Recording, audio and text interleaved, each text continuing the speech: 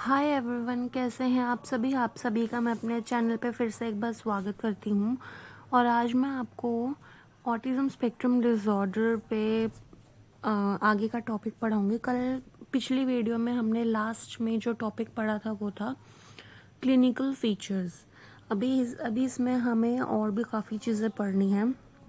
जैसे कि आप देख सकते हैं यहाँ पे मैंने इंट्रोडक्शन लिख रखा है 3 पॉइंट्स, इसके बाद एग्जाम्पल दे रखा है। आप लोग इसको अच्छे से पढ़ सकते हैं, समझ सकते हैं।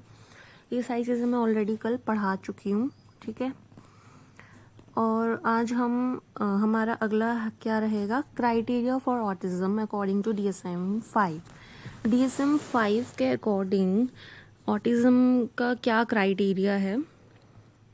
First one is persistent deficit in social communication and social interaction. This includes changes in social communication, reciprocity, non-verbal communicative behaviors, and developing, maintaining relationships. इसमें ये चीज़ इंक्लूड होती है।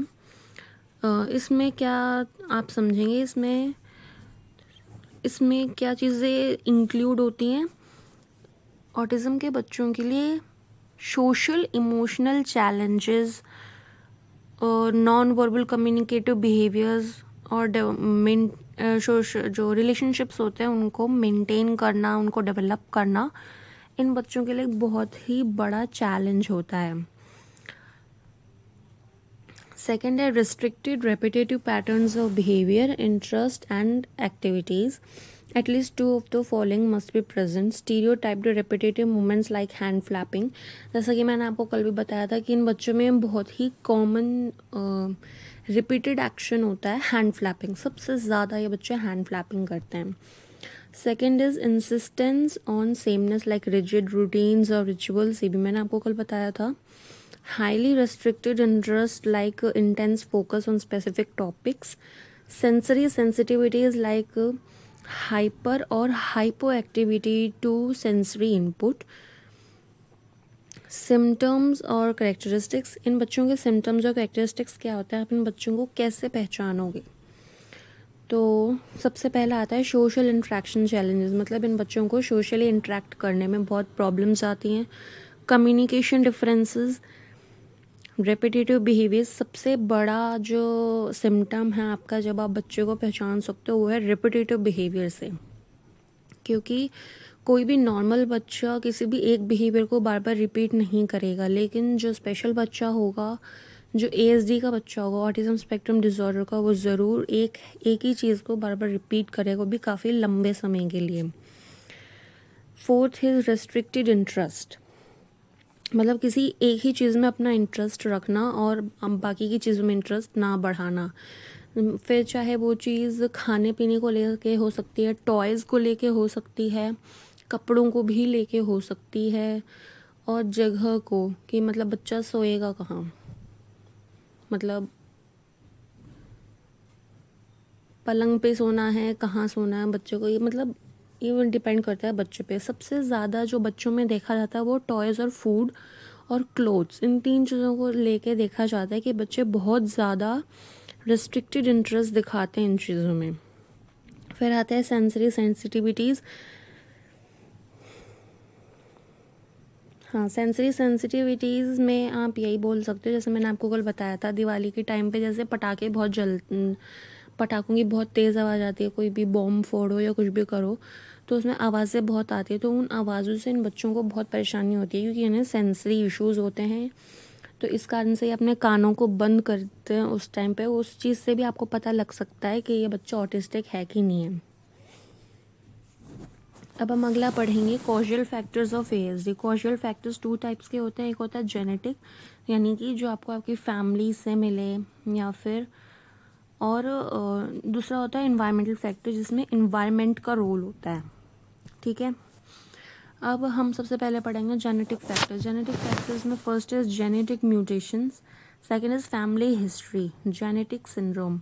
जेनेटिक फैक्टर्स में सबसे ज़्यादा यही देखा जाता है कि कहीं अगर बच्चा ASD का है तो कहीं बच्चे के फैमिली में पहले से किसी को ये परेशानी तो नहीं थी, या फिर इसका कोई सिम्टम हो, मतलब कहीं ना कहीं देखा जाए तो ये चीज़ बच्चों को उनकी फैमिली से ही मिलती है, या फिर अगर मदर प्रेगनेंसी के टाइम पे अल्कोहल कंज्यूम कर ले, सिगरेट पीती हो, तो ये परेशानियाँ ऑब्वियसली बच्चों में होंगी। फिर आते हैं एनवायरमेंटल फैक्टर्स पे। Prenatal exposure to certain toxin such as pesticides और एयर पॉल्यूशन ड्यूरिंग प्रेगनेंसी।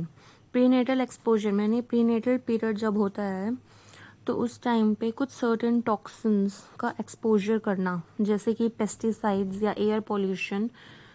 अगर जैसे कि मैं इसका एग्जांपल देती हूँ, अगर सपोज अगर मदर प्रेग्नेंट है और अगर मदर कहीं बाहर ऐसी जगह पे जा रही है जहाँ पे हवा बहुत ही ज़्यादा प्रदूषित है, तो ऐसे में क्या होगा, जब हम सांस लेते हैं तो हवा जो है बाहर की वो हमारे हम इनहेल और एक्सहेल करते हैं, तो उस टाइम पे जो बुरी जो एयर पॉल्यूटेड एयर होगा वो हमारे अंदर जाएगा और वो बच्चे को जाके अंदर मदर के वॉर्म में जाके बच्चे को इफ़ेक्ट कर देगा।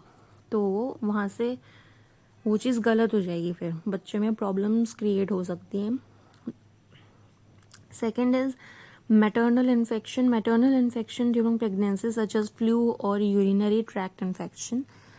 अगर मैटरनल इन्फेक्शन मतलब मैटरनल इन्फेक्शन प्रेगनेंसी के टाइम पे अगर हो जाए, जैसे कि फ्लू, यूटीआई मतलब यूरिनरी ट्रैक्ट इन्फेक्शन, जैसे बार बार बाथरूम जाना पड़ रहा है हर 5 मिनट में, या फिर कोई भी यूटीआई की परेशानी हो सकती है, और जैसे फ्लू हो गया, तो इन सब चीज़ों से भी बच्चे पर इफ़ेक्ट पड़ेगा।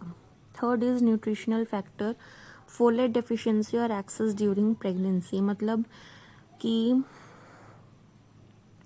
न्यूट्रिशन का कम होना या ज़्यादा होना भी प्रेगनेंसी के टाइम पे बहुत ज़्यादा इफ़ेक्ट कर सकता है बच्चे को। मतलब जितना न्यूट्रिशन चाहिए उतना लो, उससे ज़्यादा लेने की नीड नहीं है।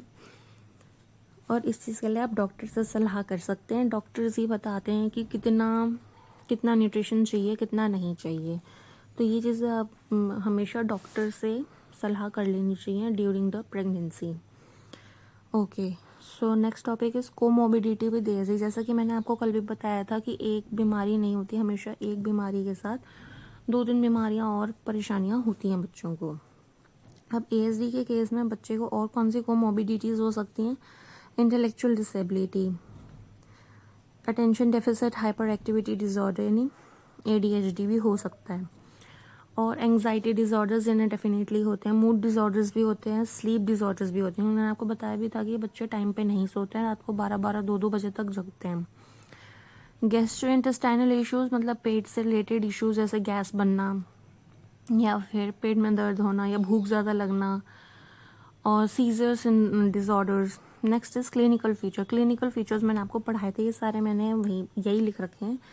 आपको क्या करना है, उसमें क्लिनिकल फीचर्स ना बहुत लंबे लंबे उसके अंदर का कंटेंट दे रखा है, तो आप ये मेन जो टॉपिक्स हैं इनको याद कर लेना, और इसके अंदर की जो चीज़ें हैं आपको समझ लेनी है, समझ के लिख कर आना पेपर में, और जो मेन पॉइंट्स हैं उनको अपने माइंड में रखना, क्योंकि मेन पॉइंट्स अगर आप अपने माइंड में रखेंगे तभी आप अपने पेपर में भी इस टॉपिक को इजीली कर पाएंगे। क्योंकि मुझे 60% या 70% लगता है कि ये ज़रूर पेपर में आएगा, कि क्लिनिकल फीचर है, हमारा पेपर का नाम ही PMBD है और पूछा जा सकता है ये क्वेश्चन, इसके बहुत ज़्यादा चांसेस हैं कि क्वेश्चन पूछा जा सकता है।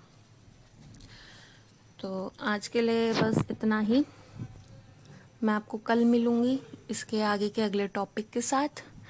और प्लीज़ मेरे चैनल को लाइक सब्सक्राइब एंड शेयर करना मत भूलिएगा। आप लोग वीडियोस देख लेते हैं लेकिन लाइक सब्सक्राइब और शेयर नहीं करते हैं। प्लीज़ लाइक सब्सक्राइब शेयर और कमेंट ज़रूर किया कीजिए। मैंने आपको कितनी बार बोला है कि प्लीज़ कमेंट करके मुझे ज़रूर बताइए कि आप लोगों को मेरी वीडियो समझ में आ रही हैं कि नहीं। आप लोगों में से कोई भी जितनी भी व्यूज़ आते हैं, कोई भी मुझे कमेंट करके नहीं बताता है कि आप लोगों को मेरी वीडियो समझ में आ रही हैं कि नहीं। तो प्लीज़ एटलीस्ट अगर मेरी वीडियो में कोई कमी है तो प्लीज़ एटलीस्ट आप लोग मुझे कमेंट करके बताएंगे, तभी तो मुझे पता लगेगा कि मेरी वीडियो में कोई कमी है या नहीं। अगर है तो क्या इम्प्रूवमेंट चाहिए।